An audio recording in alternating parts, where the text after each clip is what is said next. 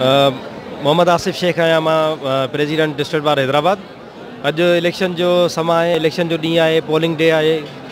असांजी अॼु 22 तारीख़ 22 जनवरी 2022 ते असां इलेक्शन करायूं पिया। हींअर अल्लाह जो शुक्र आहे, तमामु हिकिड़ी फेयर इलेक्शन पई थिए। असांजे हिसाब सां बिल्कुलु फेयर आहे, छो त असां पंहिंजो जेको टेन्यूर आहे अप्रैल 2021 खां शुरू कयोसीं ऐं हींअर असां जनवरी में इलेक्शन करायूं पिया। तक़रीबन 9 महीननि में असां for the first time in the history के 9 महीननि में का बॉडी आहे जंहिं इलेक्शन कराई आहे। हूअं असांजो टेन्यूर त साल हुजणु घुरिजे आहे, पर असां इन करे सेक्रीफाइस ॾिनीसीं त जीअं ही जेका टेन्यूर आहे, एक्चुअली टेन्यूर हूंदो आहे डिसंबर में इलेक्शन थियणु घुरिजे, जेका असांजे रूल्स में सिंध बार काउंसिल जे में आहे।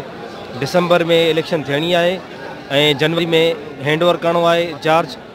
उन करे असां इन खां अलावा जीअं असांजी लास्ट जेका इलेक्शन थी, जेका असांजी इलेक्शन उहा अप्रैल में थी, त उन जे हिसाब सां असांखे अप्रैल में वञणु घुरिजे। पर असां उन टेन्यूर खे यानी रूल्स खे फॉलो करण जे लाइ 3 महीना पोइ ते वञी करे असां पंहिंजे पाण खे क़ुर्बानी ॾिनी आहे। इंशाअल्लाह असां चाहियूं था त हीअ जेका कानूनी आहे, कानून जी हाकमियत आहे, असां खां ई शुरू थी वञे।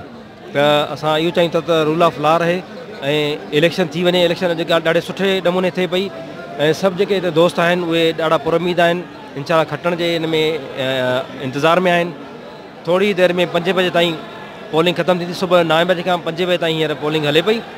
तक़रीबन अधु मुनो कलाकु रहिजी वियो आहे। अलाह कंदो उहो ख़ैर सां पहुची वेंदो, तकमील त थींदी। उनखां पोइ जेको नेक्स्ट प्रोसेस आहे काउंटिंग, उहो शुरू थी वेंदो ऐं रिज़ल्ट में ख़बर पवंदी त कहिड़ो कैंडिडेट खटे थो। इलेक्शन सिर्फ़ु हिकिड़े ॾींहं जी आहे। दोस्त हिक ॿिए जे ख़िलाफ़ु नारा बि हणंदा आहिनि, पर उनमें को हर्ज न आहे। हिकिड़ो डेमोक्रेटिक प्रोसेस आहे। हर को पंहिंजो पाण खे खटण जे लाइ कोशिशि कंदो आहे, हर को कोशिशि करे पियो। हीउ खटण ऐं हाराइण जो मैदान आहे। अलाह कंदो इंशाअल्लाह दोस्त जेके पुरउमीद आहिनि उहे खटे ईंदा। असां बि दोस्त सां गॾु आहियूं, किन सां उन्हनि जी हिमायत आहे, किन जी मुखालफ़त आहे ऐं उहो सभु पंहिंजा भाइर आहिनि।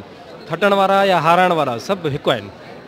खटण वारो छा कंदो हुनखे लीड कंदो, हाराइण वारो मां जेका उमेद थो कयां, हाराइण वारो हुनखे अञा वधीक रीइंफोर्स करे, उनखे एड करे त जीअं आईंदा हू बि अची वञे।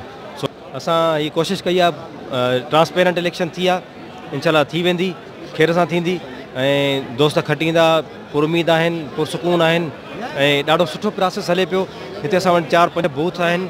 दोस्तनि खे आराम सां हिते वोट कास्ट जी इजाज़त आहे।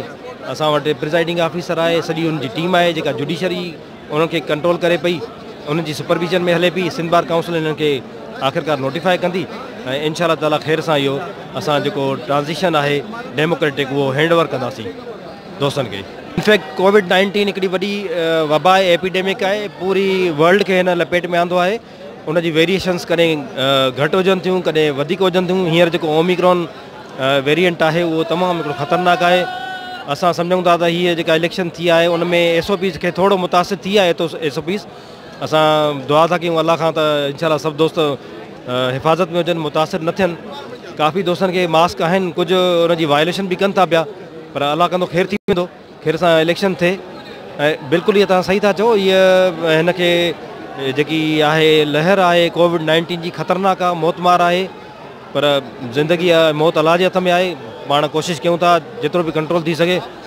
ऐं इनफैक्ट हीअ जेका आहे बीमारी त आहे, वबा आहे, इन जो ख़्यालु करणु घुरिजे। पूरी दुनिया खे हिन लपेट में आंदो आहे ऐं दोस्तनि खे मां गुज़ारिश कंदुमि त SOP जो हींअर बि ख़्यालु